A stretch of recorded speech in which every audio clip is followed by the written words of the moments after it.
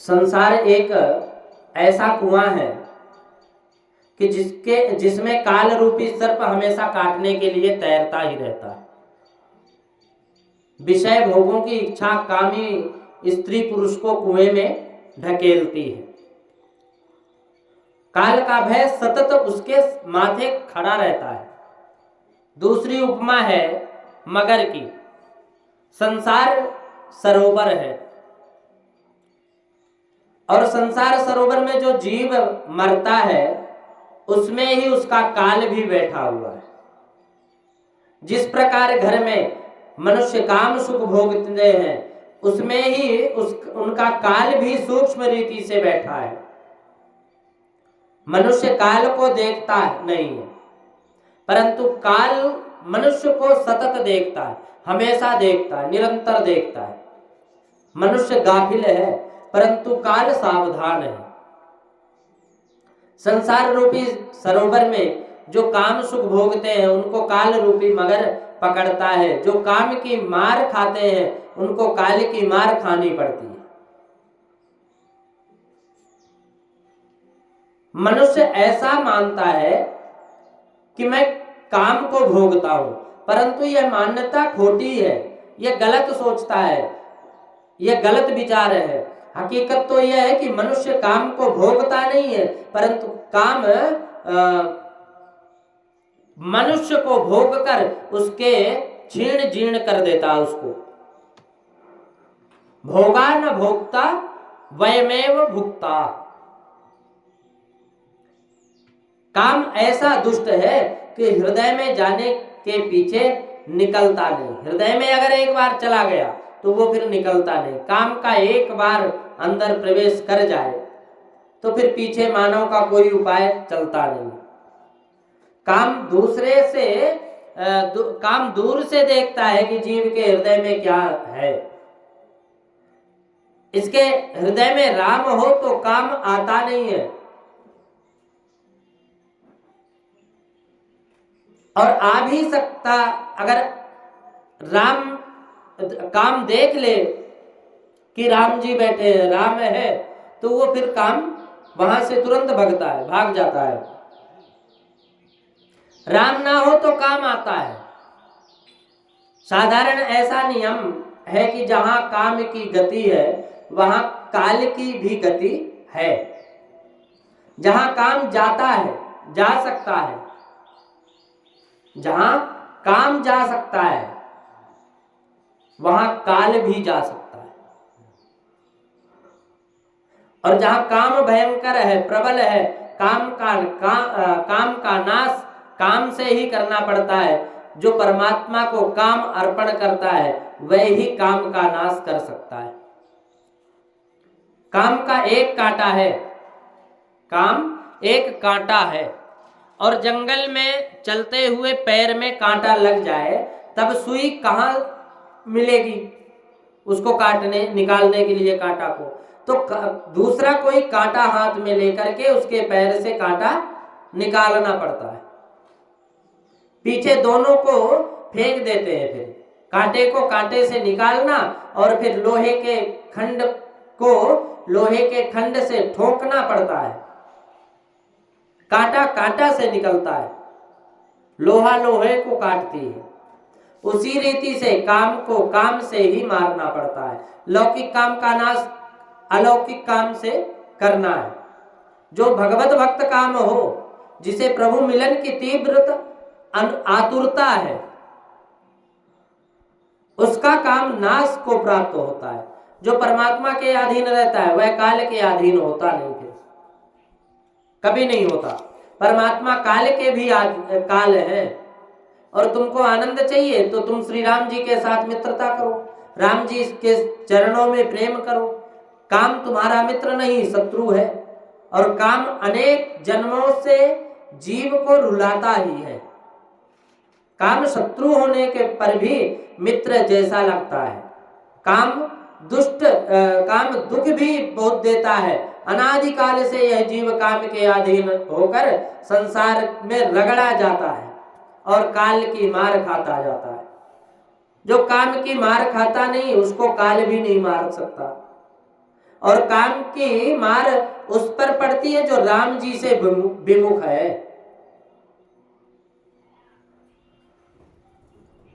काम की मार उस पर पड़ती है जो राम जी से विमुख है।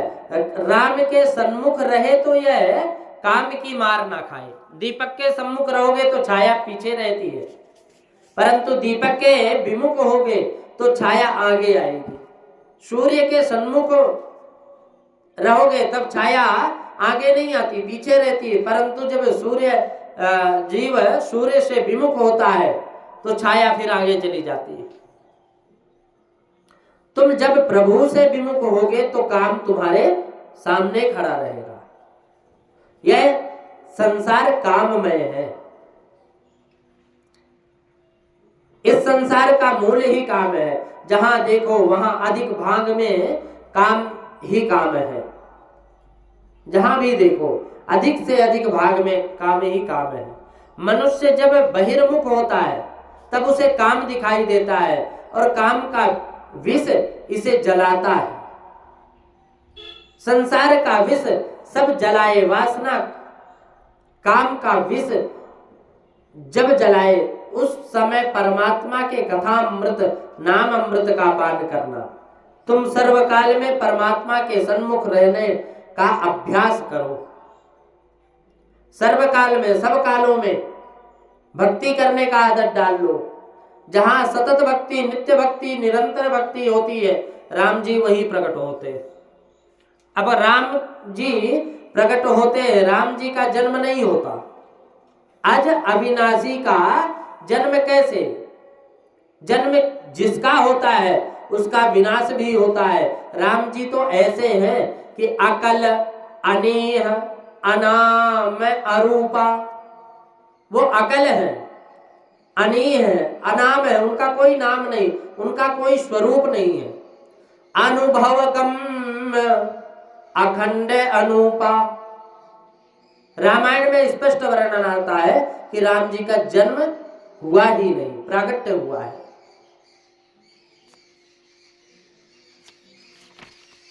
भगवान का जन्म नहीं होता, भगवान का तो प्रागट्य होता। राम जी क्या कौशल्या माँ के पेट से बाहर आए? भगवान श्री कृष्ण क्या देवकी जी के पेट से बाहर आए? भगवान श्री कृष्ण बाहर से ही प्रकट हुए हैं।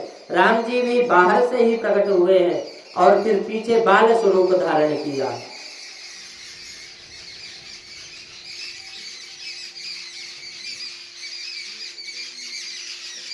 भगवान अवतार धारण करते हैं। तुम्हारा शरीर माता पिता के शरीर से उत्पन्न हुआ, उस रीति से भगवान का शरीर माता पिता के शरीर से होता नहीं है।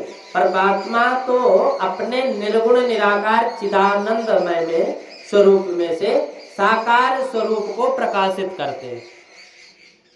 श्री राम जी का जन्म नहीं होता, राम जी का प्रागट्य होता है और भगवान का अवतार होता है। वह कैसे, किस प्रकार होता है? जहां भगवान नहीं वहां आकर क्या भगवान खड़े रहते हैं? अरे जगत में ऐसी कोई जगह नहीं है जहां भगवान सूक्ष्म रीति से विराजते ना हो। अणतो अणुर्यान में तो मणिर्यान, हर जगह भगवान विराजमान है। भगवान सर्वव्यापक हैं, सर्वत्र हैं, परंतु माया के पर्दे में छिपे रहते हैं।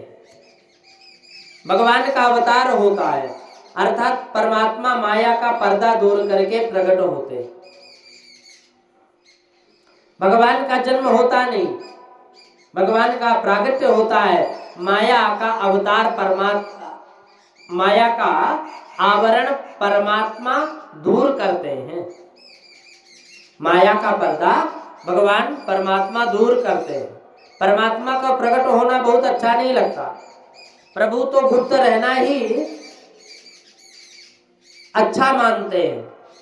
वे माया के पर्दे में रहते हैं। जहां राम जी की कथा होती है अथवा वैष्णव जहां प्रेम से राम राम का जाप करते हैं वहां प्रभु पधारते हैं, विराजते हैं। परंतु प्रभु वहां गुप्त रीति से आते हैं। एक वैष्णव ने भगवान से पूछा कि महाराज अपना स्वरूप आप गुप्त क्यों रखते हो? एक वैष्णव परमात्मा से पूछता है कि अपना स्वरूप गुप्त क्यों रखते हो, स्वरूप प्रकट करो तो सब आपके प्रत्यक्ष दर्शन कर सकेंगे। जहां आपकी कथा होती है, वहां आपका कीर्तन होता है, वहां आप छिपे रूप से आते हो, परंतु आप स्वरूप प्रकट क्यों नहीं करते। तो राम जी ने कहा, मैं बहुत रूपवान हूं, इसलिए मुझे किसी की नजर ना लग जाए, इस कारण मैं गुप्त रहता हूं। मानव की आंख बिगड़ी हुई है, मानव आंख से बहुत पाप करता है, मन से बहुत पाप करता है। भगवान को भी डर लगता है कि किसी की मुझे नजर ना लग जाए। परमात्मा अति सुंदर है,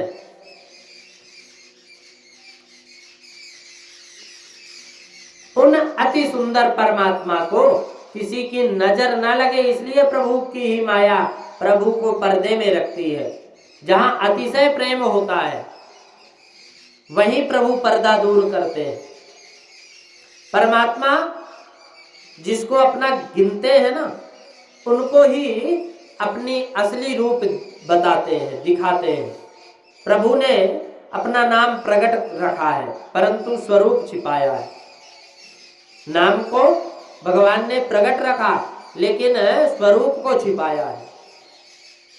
जीव जब परमात्मा की बहुत भक्ति करता है, प्रभु के साथ अतिशय प्रेम करता है, तभी परमात्मा उसे अपना स्वरूप दिखाते हैं। थोड़ा विचार करो कि ध्यान में आएगा कि जहां ओछा प्रेम है वहां तुम भी अपने स्वरूप को पर्दे में रखते हो, अपने असली स्वरूप को उसी के आगे प्रकट करते हो जिससे तुम्हें सच्चा प्रेम है। तुम्हारे घर में सोना कितना है, चांदी कितना है, वह सब तुम किसी को बताते हो क्या? नहीं बताते, तुम छिपा कर रखते हो। कितने ही लोग तो इतने विवेकी होते हैं कि पराया कोई आए तो उसके सामने घर की तिजोरी खोलते भी नहीं, कहते कि भाई यह भाई बैठा है, इसको चले जाने दो, फिर बाद में खोलूंगा। यदि खोल दो तो क्या वह ले जाएगा? जहां अतिशय प्रेम है वहां ही जीव अपने स्वरूप को प्रकट करता है। जहां अतिशय प्रेम है वहां ही जीव अपने स्वरूप को प्रकट करता है। जहां प्रेम है वहां अपने स्वरूप को जीव प्रकट करता है। जिसके प्रति प्रेम होता है उसका बिना कहे सब कुछ बताता है। जहां अतिशय प्रेम होता है वहां मनुष्य तिजोरी की चाबी तक दे देता है, परंतु जहां ओछा प्रेम होता है वहां मनुष्य भी स्वयं के स्वरूप को छिपाता है। फिर अतिशय प्रेम बिना परमात्मा क्यों प्रकट हो? यह जीव परमात्मा के साथ प्रेम करता नहीं, इसलिए वह परमात्मा का अनुभव नहीं कर पाता। बड़ा ज्ञानी भी जब तक परमात्मा के साथ प्रेम ना करे तब तक परमात्मा का अनुभव कर नहीं सकते, प्रभु का स्वरूप जान नहीं सकता, परमात्मा की लीला का रहस्य महान पुरुष भी समझ नहीं सकते। ठाकुर जी ऐसी लीला क्यों करते हैं, यह तो वे स्वयं ही जानते हैं। परमात्मा की लीला का रहस्य मनुष्य अपनी बुद्धि से समझने का प्रयत्न करता है, परंतु समझ नहीं सकता। इसका रहस्य अगम्य है, मानव बुद्धि से परे है। भगवत कृपा से ही भगवान की लीला का रहस्य किंचित विचार में आता है।